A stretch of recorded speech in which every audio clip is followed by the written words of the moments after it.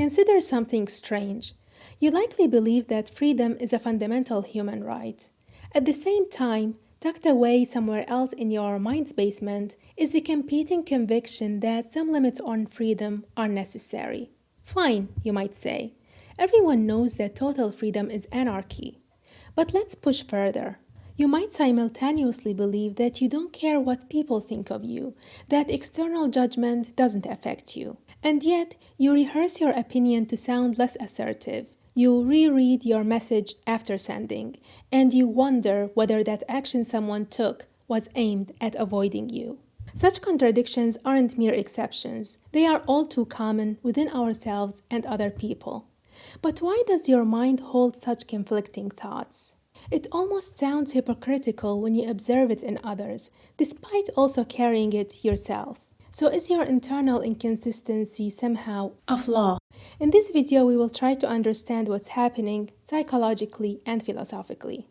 The limitations of language and logic. Language, contrary to what we might intuitively assume, isn't simply a neutral medium through which we communicate ideas clearly. Rather, language actively shapes and sometimes distorts our thoughts, forcing complex, nuanced experiences into rigid, oversimplified boxes. When contradictions arise, we might mistake them for errors in our thinking, when in reality they reflect inherent inadequacy of words themselves. Consider a seemingly simple contradiction. I love humanity, yet dislike most individuals I encounter. Superficially, this statement feels incoherent and illogical, almost paradoxical.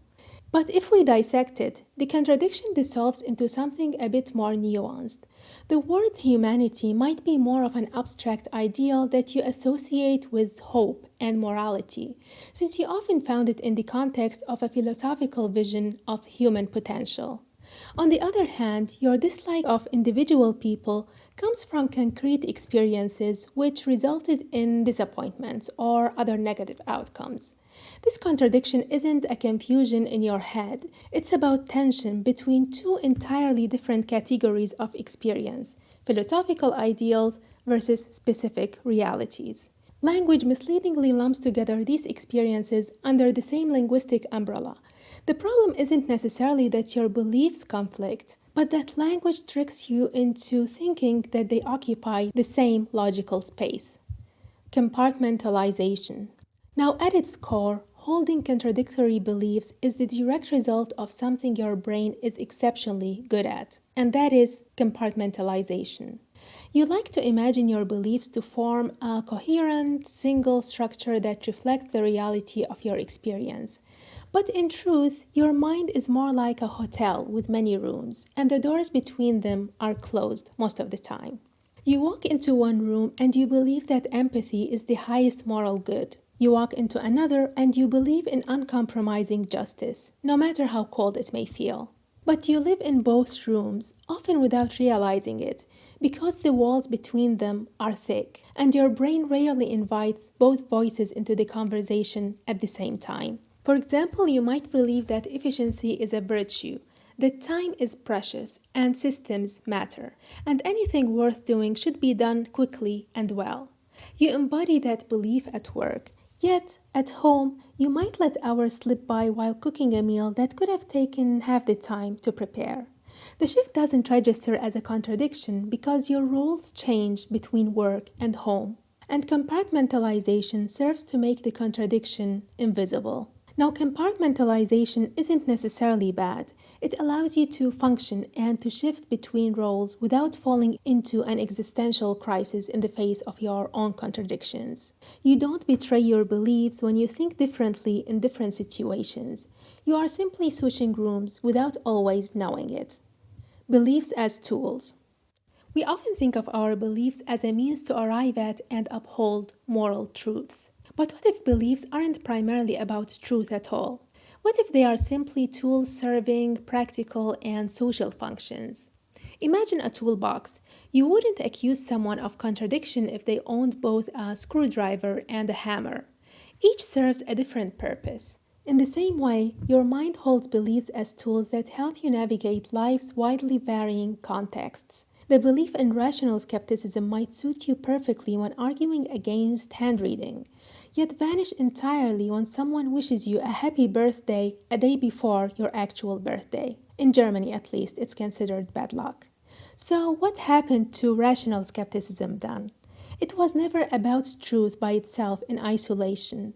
It was a situational tool that you conveniently put aside when it became inconvenient. We like to believe that there is a single moral truth we are supposed to follow throughout our life. We like to anchor morality in reason because reason feels universally objective and stable. If we can prove that something is wrong rationally, then it's wrong for everyone, everywhere, all the time. But in fact, morality reflects our own ever shifting, ever evolving internal emotional landscape and identity. What we call reasoned morality is often just the post hoc justification of something we already feel. We may feel that something repugnant or revolting, like kicking puppies on the street, and then seek arguments to support why it's wrong. Social psychologist Jonathan Haidt likens this to a rider trying to steer an elephant. The rider is reason, and the elephant is emotion.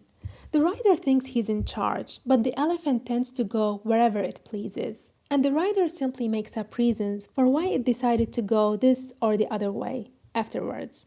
So, just as our emotion shifts and our identity morphs over time, so does our moral reasoning, and so will our closely held beliefs. A person who's betrayed might suddenly revise their stance on trust, or someone who's experienced loss might develop compassion they never had previously access to. What's moral for them shifts, not because they reason their way into a new conclusion, but because their emotional landscape and experiences, and as a result, identity changed. And at some moment in time, we will catch ourselves in contradiction. Identity and your inner selves. Let's look at another piece of the puzzle. Your internal mind isn't a single rational voice. It's an entire symphony of emotional and intellectual components, each with their own contribution to the piece. Inside you lives the idealist, the pragmatist, the hedonist, the cynic. Each loudly announces their presence at different moments. Contradiction is bound to happen when vastly varying parts of you try to express themselves. Now, this is an idea adopted by a number of philosophers. For example, Kierkegaard saw the self as progressing through three existential stages throughout life. But we never fully shed the previous selves. Rather, we carry the potential for each within us. We are never finished selves. We are in conflict, often at odds with our own selves, with competing parts of ourselves pulling in different directions, each representing a different way of being. You may have thought yourself to be quite a forgiving person, only to feel bitterly vengeful when wronged personally. Your outrage at injustice and your hunger for retribution are equally valid internal realities. So, what might seem like contradiction is simply different parts of yourself coming forward with conviction. Though, what often happens when you are faced with the reality of what you think you are and how you actually end up behaving is that you experience a deep sense of discomfort you probably know as cognitive dissonance. And to ease that discomfort, we tend to resolve to rationalizing one or both conflicting beliefs. Perhaps even downplay the contradiction so that they continue to coexist in peace. For example, you might see yourself as an honest person, but you conveniently withhold important information from someone and tell yourself that they weren't entitled to know it anyway, or that you didn't technically lie. So, should we aim to resolve these contradictions? I don't think it is possible, just by virtue of the complex, layered nature of both the external reality and our own internal realities. To resolve contradiction might be to demand that reality, or the self, be simpler and less chaotic than they truly are. It is easy to spot these contradictions in others and label them as hypocrisies, when we ourselves are guilty of possessing a bunch of our own. But perhaps we are more hesitant to admit that our moral realities are fragile, our identities unstable, our reasoning is deeply emotional, and the only medium available to us to convey our internal reality is highly unreliable. Sounds quite bleak, but I'm open to being exposed to the bright side of it all, so feel free to try in the comments. And if you are curious about the ways language confines the reality of your experience, you might enjoy the video that appears on your screen right now.